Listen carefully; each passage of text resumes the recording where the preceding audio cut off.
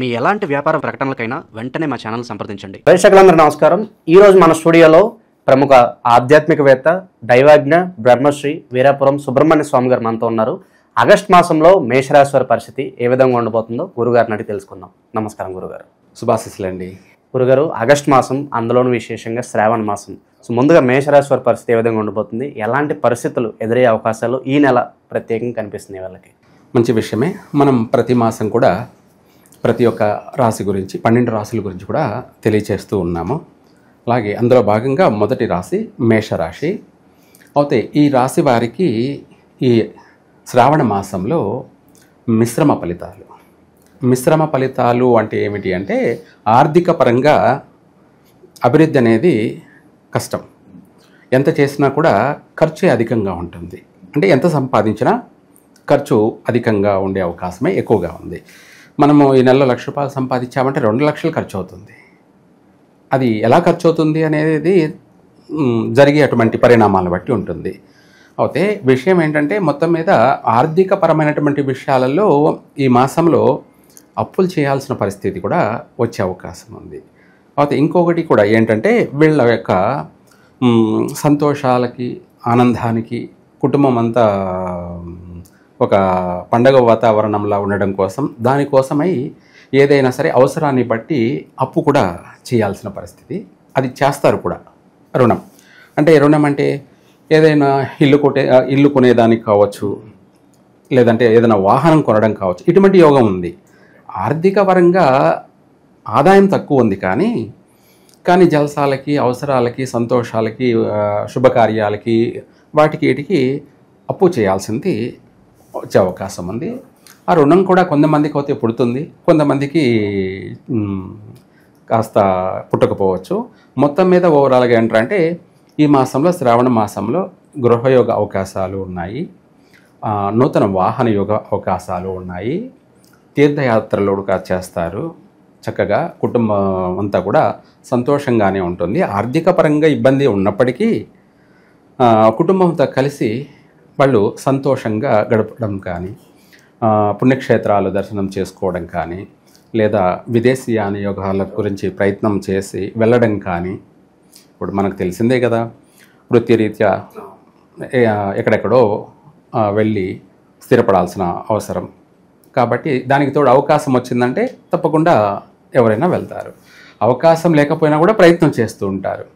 అలా వాటిల్లో ఎక్కడికైనా బయట దేశాలకు వెళ్ళాలని ప్రయత్నం చేసే వాళ్ళకి జరిగే అవకాశం ఉంది, నెరవేరుతుంది కూడాను. ఆర్థిక పరమైనటువంటి ఒడిదుడుకులు ఉన్నా కానీ నగలు కొనడం, అంటే బంగారు కొనడం కానీ, కుటుంబంలో పెళ్ళిళ్ళు చేయడం కానీ, నిశ్చయితాంబూలాలు పుచ్చుకోవడం కానీ, ఎటువంటి శుభకార్యాలైనా కూడా జరిగే అవకాశం ఉంది. దానికోసమై కూడా వీళ్ళు అప్పు చేయాల్సిన పరిస్థితి, అలా రుణం అనేది చేయవలసి వస్తుంది. మొత్తం మీద ప్రతి శుభకార్యం కూడా పాల్గొనడం కానీ, లేదంటే వీళ్ళ కుటుంబంలో చేయడం కానీ, లేదంటే చేస్తున్నటువంటి శుభకార్యాలు అటెండ్ కావడం కానీ, అలాంటివన్నీ కూడా ఈ మాసంలో అధికంగా ఉన్నాయి మేషరాశి వాళ్ళకి.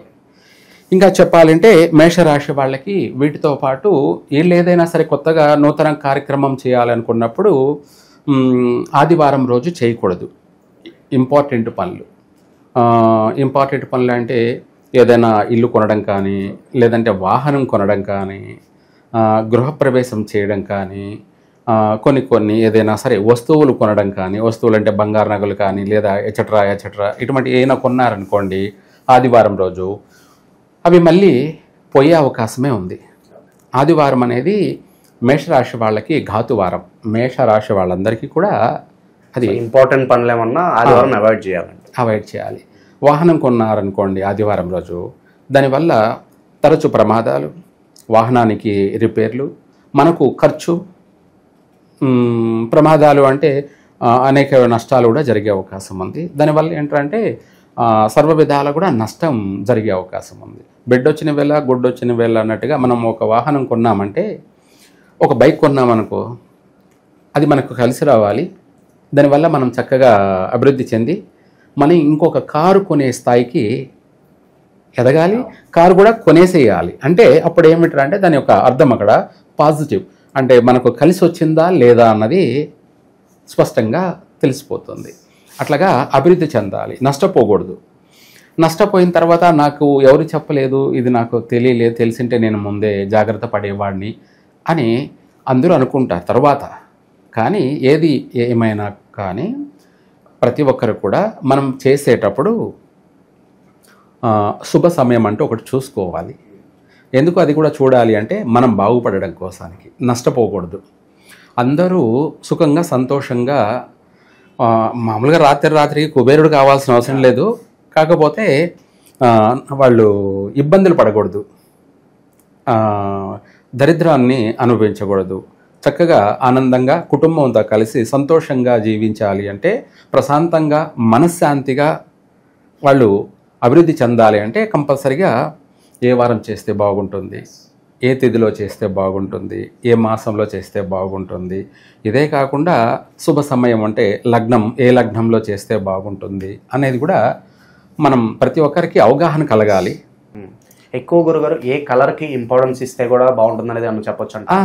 100%. కలర్ కానీ వాస్తురీత్యా దిశ, ఏ రాశి వారికి ఎటువంటి దిశ. అలాగే మీరు అన్నట్టుగా కలర్ అనేది ఈ మేషరాశి వాళ్ళకి ఎరుపు బాగా కలిసి వస్తుంది.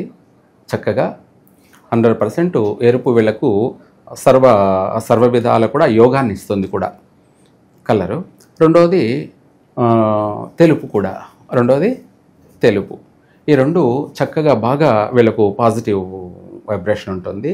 వీటితో పాటు కూడా ఎల్లో కూడా బాగానే వీళ్ళకు కలిసి వస్తుంది. ఈ మూడిట్లో మెయిన్ కలర్ వచ్చేసి ఎరుపు. తర్వాతనే ఒక బ్లాక్ మాత్రం వాడకూడదు. ఎవరు? మేషరాశి వాళ్ళు బ్లాక్ మాత్రం వాడకూడదు. మిగతా సిల్వర్ కలర్ కావచ్చు, ఎల్లో కావచ్చు, అలాగే మనం ఇందాక చెప్పుకున్నట్టుగా వైట్ కావచ్చు, లేదంటే నెంబర్ 1 ఎరుపు. ఈ ఎరుపు వర్ణం అయితే వీళ్ళకి చక్కగా కలిసి వస్తుంది. దీంతోపాటు వీళ్ళకు అదృష్ట దిశ మన మేషరాశి వాళ్ళకి వాస్తవంగా మనకు వాళ్ళ పుట్టిన సమయాన్ని బట్టి, లగ్నాన్ని బట్టి మనము అదృష్ట దిశ అనేది నిర్ధారణ చేయాలి. అంటే రాశిలో 3 నక్షత్రాలు ఉంటాయి కాబట్టి ప్రతి రాశిలో కూడా. అలా కాకుండా రాశి ఓవరాల్గా ఈ రాశి వాళ్ళకి ఏ ఫేస్ అయితే బాగుంటుంది అంటే తూర్పు ఫేస్ కానీ నెంబర్ 1. సెకండ్ ఆప్షన్ ఏమన్నా ఉంది అంటే దక్షిణ ఫేస్. దక్షిణ ఫేస్ అనేది అందరికీ కలిసి రాదు కదా అనుకుంటుంటారు. అలా ఏం లేదు. రాశి ప్రకారంగా ఓవరాల్గా రాశిలో జన్మించిన వాళ్ళు ఎవరైనా సరే తూర్పు ఫేస్ అన్నా ఏంటి ఇది అదృష్ట దిశ అంటే, మనం రోజు ఇంట్లో నుంచి బయటికి వెళ్తున్నాం అనుకోండి, మనం ఇంట్లో నుంచి రోజు బయటికి వెళ్తున్నాము అంటే మనము వెళ్ళే పని సక్సెస్ కావడం, అనుకున్న పని, మన ఉద్యోగం ప్రయత్నంతో బయటికి వెళ్ళాము, ఆ ఉద్యోగం రావాలి. తరచూ రోజు తిరుగుతూ ఉండకూడదు. లేదు మనం ఒక పని మీద వెళ్ళాము అంటే ఎవరినైనా ఆర్థికంగా డబ్బులు అడగడానికి వెళ్ళాము, మనం వెళ్ళిన దిశ అనేది మనకు కలిసి రావడం వల్ల మనం అక్కడికి పోయి అడగడం వల్ల ఏమవుతుందంటే లేదనకుండా సహాయం చేస్తారు తప్పకుండా. అలా ప్రతి పని కూడా మనము సక్సెస్ కావాలి అంటే ఈ యొక్క మేషరాశి వాళ్ళు తూర్పు ఫేస్గా వెళ్ళాలి మొట్టమొదటిది. సెకండ్ ఆప్షన్ ఏమన్నా ఉంది అంటే దక్షిణ ముఖంగా వెళ్ళినట్టు అవుతాయి. సర్వకార్యసిద్ధి, ప్రతి పని కూడా సక్సెస్ అవుతూ ఉంటుంది. ఇది ఈ యొక్క మేషరాశి వాళ్ళు. అలాగే దాంతోపాటు వీళ్లకు లగ్నం అనేది కూడా ఉంటుంది. లగ్నం అంటే మనకు ఇంగ్లీష్లో టైం, మనకు తెలుగులో లగ్నం. ఇది ఈ రాశి వాళ్ళకి ఏదైనా సరే మనము మేషరాశి వాళ్ళకి మేష లగ్నం అనేది మళ్ళీ పనికిరాదు. మేషరాశి వాళ్ళకి మేష లగ్నము అనే ఒక ఆ టైం అనేది బ్యాడ్ టైం అనమాట. ఆ టైంలో మనం ఏది ప్రారంభం చేసినా జీవితాంతం నష్టాలే జరుగుతాయి. మనము చేసినవి గతం మనం చూసుకుంటే ఏ టైంలో ప్రారంభించాము అని రీసెర్చ్ చేసుకుంటే అంటే మేషలగ్నంలో చేసినవన్నీ కూడా ఫెయిల్ అయి ఉంటాయి. అలా మేషరాశి వాళ్ళు మళ్ళీ మేషరాశి వాళ్ళతో పార్ట్నర్షిప్ పనికిరాదు. మేష లగ్నంలో కూడాను ఇంపార్టెంట్ పనులు చేయకూడదు. తర్వాత నక్షత్రాలు లేకొచ్చేటప్పటికీ మకా నక్షత్ర జాతకులతోటి ఎటువంటి పార్ట్నర్షిప్ పనికిరాదు. వాళ్ళతో ఏదైనా బిజినెస్ పార్ట్నర్షిప్ చేశారనుకోండి, వీళ్ళకి లాస్ అయిపోతుంది. ఎవరికి? మేషరాశి వాళ్ళే నష్టపోతారు. వాళ్ళ వల్ల సర్వ విధాలా కూడా నష్టపోతారు. ఆర్థిక పరంగా నష్టపోతారు. మళ్ళీ పోలీస్ స్టేషన్లు, కోర్టులు, వ్యవహారాలు, తగాదాలు, ఇంత పెద్ద నష్టాలు జరిగే అవకాశం ఉంది. మకా నక్షత్రం వాళ్ళతో ఎటువంటి పార్ట్నర్షిప్ పనికి రాదు. ఒక బిజినెసే కాదు, లైఫ్ పార్ట్నర్ కూడా. మేషరాశి వాళ్ళు మకా నక్షత్ర జాతకురాలని అమ్మాయిని వివాహం చేసుకున్నా, లేదా అమ్మాయి మేషరాశి అనుకోండి, అబ్బాయి మకా నక్షత్ర జాతకుడిని చేసుకున్నా ఏ రోజైనా సరే వీళ్ళు విడిపోవాల్సిందే. ఏ రోజైనా విడిపోవాల్సిందే. ఎక్కువ సంఖ్య కూడా ఇలా విడిపోయి ఉంటారు. 100 మంది వివాహం చేసుకొని ఉంటే అందులో కనీసం ఒక 50% కంపల్సరీగా 50% విడిపోయి ఉంటారు. మిగతా వాళ్ళు అంటే ఇంకా పడుతూ ఉంటారంటే అవి చెప్పుకోలేని బాధలు పడుతూ ఉంటారు పాపం. సంసార జీవితం అనేది అతలాకుతలం, నష్టాలు అధికంగా, ఇలాంటి సమస్యలన్నీ కూడా వాళ్ళకు ఎదురయ్యే అవకాశం ఉంది మేషరాశి వాళ్ళకి. అందుకనేసి ఈ మేషరాశి వాళ్ళకి ఈ ఆగస్టు శ్రావణ మాసంలో వీళ్ళు భక్తి శ్రద్ధలతో రాబోతుంది. ఈ యొక్క శ్రావణ మాస అమావాస్య అయిపోయినాక పాడ్యమి రోజు, విధియ రోజు, తదియ రోజు, చవితి రోజు, పంచమి రోజు, షష్ఠి రోజు, 6 రోజులు కూడా పాడ్యమి, శ్రావణ మాసం మొదలుకొని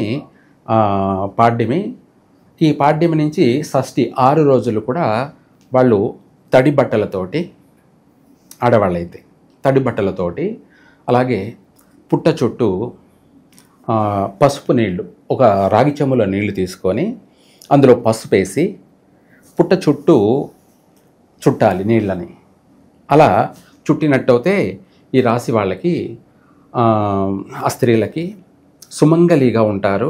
మొదటి పాయింట్ సుమంగళిగా అంటే వాళ్ళు తన భర్త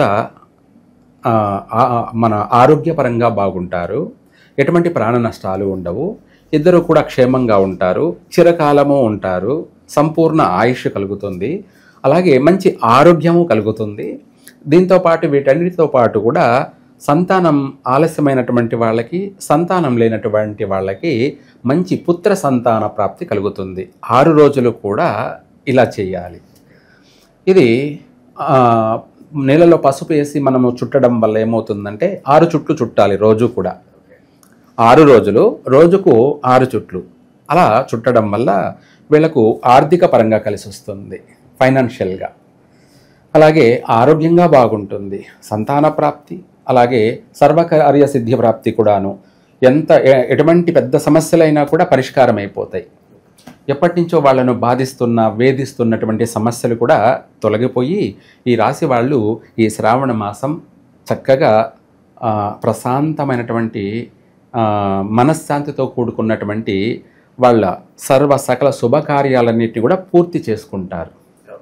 సో ఓవరాల్గా ఈ శ్రావణ మాసంలో మేషరాశి వాళ్ళకి ఏ విధంగా ఉండబోతుందో మీ మాటల్లో అద్భుతంగా వివరించారు. ధన్యవాదాలు. సర్వే జన సుఖినో భవంతు.